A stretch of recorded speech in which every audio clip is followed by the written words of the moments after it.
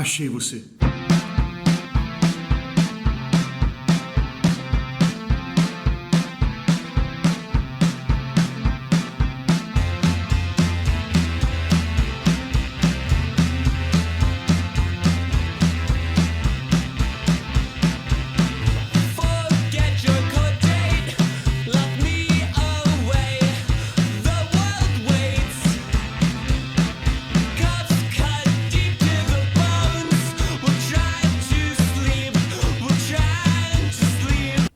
E na videoaula de hoje vamos falar sobre um espaço maravilhoso, um espaço fenomenal que eram as bibliotecas medievais, as bibliotecas que surgiram nos mosteiros, nos conventos dos clérigos medievais.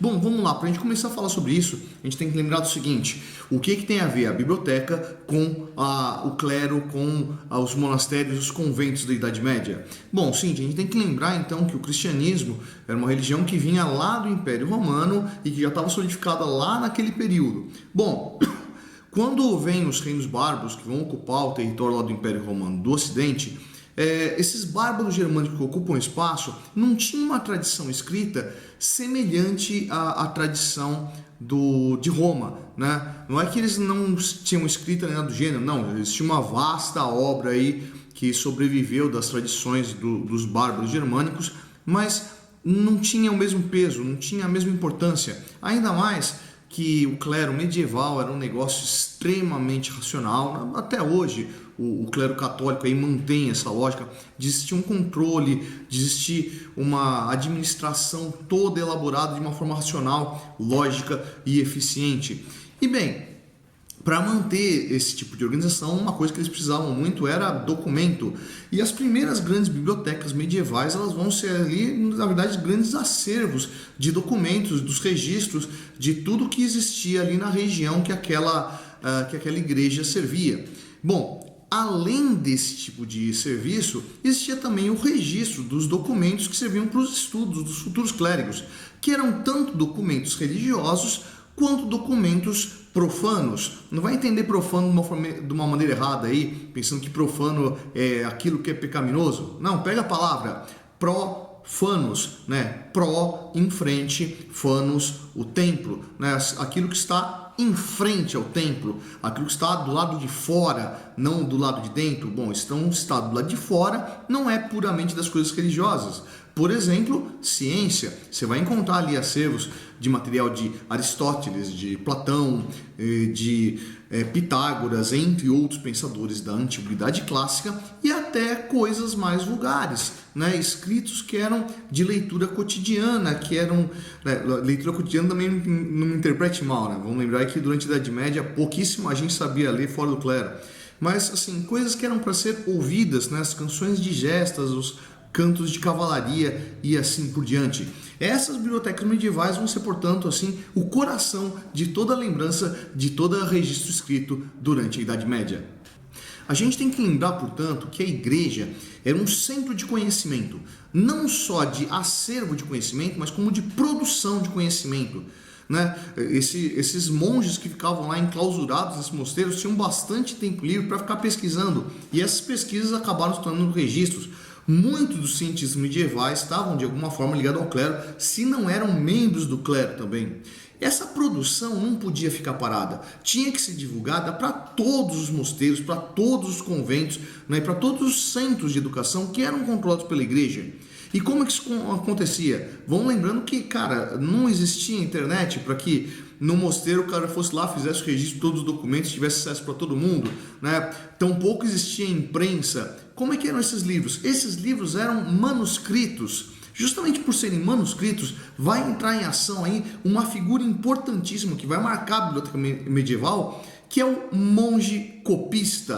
Tá, que raio que é o monge copista? Pega a palavra copista. Copista é aquele cara que faz cópias, né, que transcreve. Lembra que nem eu falei? Esses livros não eram impressos, eles eram manuscritos. Então precisava de gente que soubesse da arte de escrever e copiasse esses livros. Não entenda a arte de escrever como uma capacidade pessoal de produzir textos. Não, a arte de escrever é de saber fazer uma caligrafia bem feita, padronizada, né, que qualquer um que parasse e olhasse para aquele livro conseguisse entender. Esse cara era um verdadeiro artista. E é óbvio, não dava para ficar copiando um livro só sozinho. Imagina só a dificuldade que ia ser um único monge copiar a Bíblia inteira. Então se tinha assim exércitos de monges copistas que ficavam lá nas bibliotecas copiando livros e fazendo centenas de cópias para que esses livros fossem distribuídos em tudo quanto fosse mosteiro da cristandade. Esses caras que, como eu disse, eram verdadeiros artistas para poder produzir essa caligrafia bem feita, bem organizada e que acabava gerando um livro que era uma verdadeira obra de arte, eram acompanhados também de caras chamados de iluminaturistas, caras que faziam iluminuras. Que raio que era iluminura?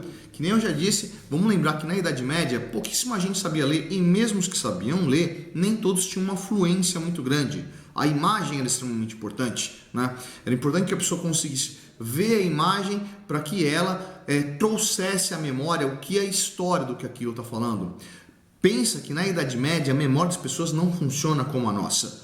Como é uma sociedade pouco letrada, a memória visual acaba sendo muito importante. A memória auditiva acaba sendo muito importante. Então, esses pequenos desenhos, as iluminuras que vão enfeitar o livro, vão servir para quê? Para que aquele que sabia ler, lesse em voz alta e apresentasse as imagens para auxiliar a construção dessa ideia nas pessoas que estão tendo acesso àquele livro. Quer dar uma olhada no que é uma iluminura?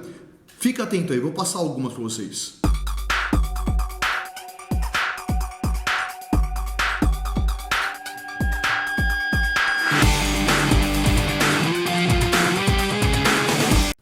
O fato de existir essa dificuldade de leitura durante a Idade Média, por falta de instrução mesmo, chegou a gerar alguns problemas aí que foram engraçados. Por exemplo, tem um registro de um monge copista que acabou inventando uma palavra nova em latim.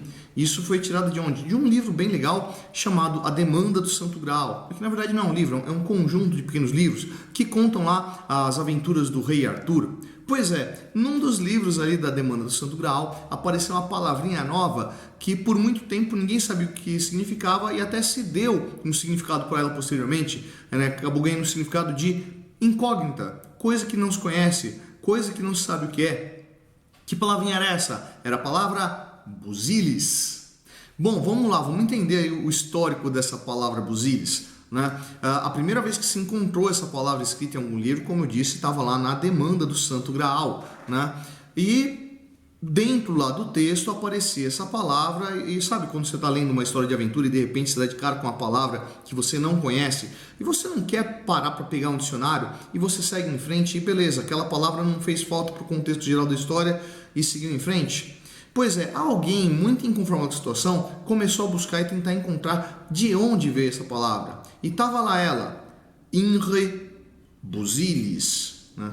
Das busilis, seja lá o que isso for. Procurando na Demanda do Santo Graal, em textos mais antigos, acabou se encontrando de onde tinha saído essa palavra. E foi de um contexto maior. A frase, na verdade, era in rebus ilis, nas coisas deles. Possivelmente um monge copista, quando estava escrevendo esse texto, quando estava copiando, e olha, não é a Bíblia, não é um texto religioso, não é um texto científico, é a Demanda do Santo Graal. O cara estava lá escrevendo e chegou no finalzinho da linha e ele foi lá e escreveu in. Bom, a palavra seguinte seria rebus, né? Bom, pensando que talvez coubesse rebus, se ele se aproximasse bastante a palavra rebus da palavra in, ele colocou lá R, E e a palavra não coube. Bom, vamos continuar na outra linha. Ao contrário de hoje, quando você faz uma divisão silábica, você faz aquele hífenzinho, né? Nessa época esse sinal gráfico não existia. Então na linha de baixo o cara foi lá e escreveu bus. Mas como o in e o ré tinha ficado muito próximo por uma questão de estética, ele foi lá e puxou o ilis para perto do bus, né? Para tentar dar uma semelhança com o que estava na última linha e prosseguir o texto. Então o in, ré e o bus, ilis estavam próximos, mas não o suficiente para ser uma palavra só. O problema é que o próximo monge que foi lá copiar, viu lá in, ré, ré, não conheço essa palavra, in, ré, Beleza, é nóis. Foi lá e escreveu Inri. Próxima palavra, linha de baixo, buzilis. Buzilis. E escreveu. A partir de então essa palavra ganhou corpo, ganhou forma e vida própria. Daí você também deve estar se perguntando por essa historinha. Pô, pra que tanto cuidado com esse papel? Cara, papel não era barato. Papel era um negócio caro pra caramba. Tanto que você vai encontrar um bando de documento desses mosteiros medievais, dessas bibliotecas, né, onde você vai encontrar afirmações no canto do papel. Por favor, não raspe essa folha. Porque como o papel era caro, documento que estava ali abandonado, que ninguém lia mais, qual que era o hábito? O cara toma uma lâmina, raspa, tira a tinta e escreve de novo.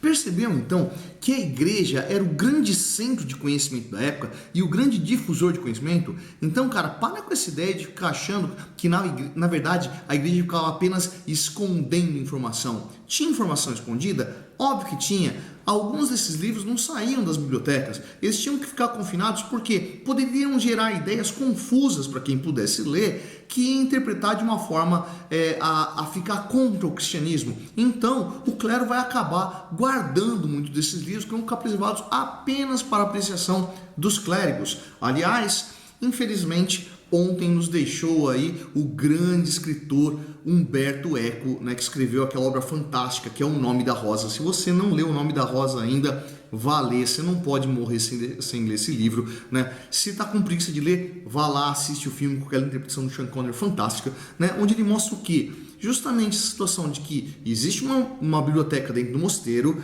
e existe uma parte daquela biblioteca que não é para qualquer olhos, né? Não é para qualquer um ir lá e ficar folheando os livros, que poderia começar a ter ideias ruins, portanto isso deveria ser preservado. E aí, aprendeu mais essa? Curtiu a aula de hoje? Se curtiu, vai lá embaixo e dá um curtir. Não curtiu, vai lá embaixo e dá um curtir. Deixe sua opinião, deixe sua questão. Essa foi a Concha do Setônio, eu sou o professor Fábio e você, meu nego, você deveria estar estudando.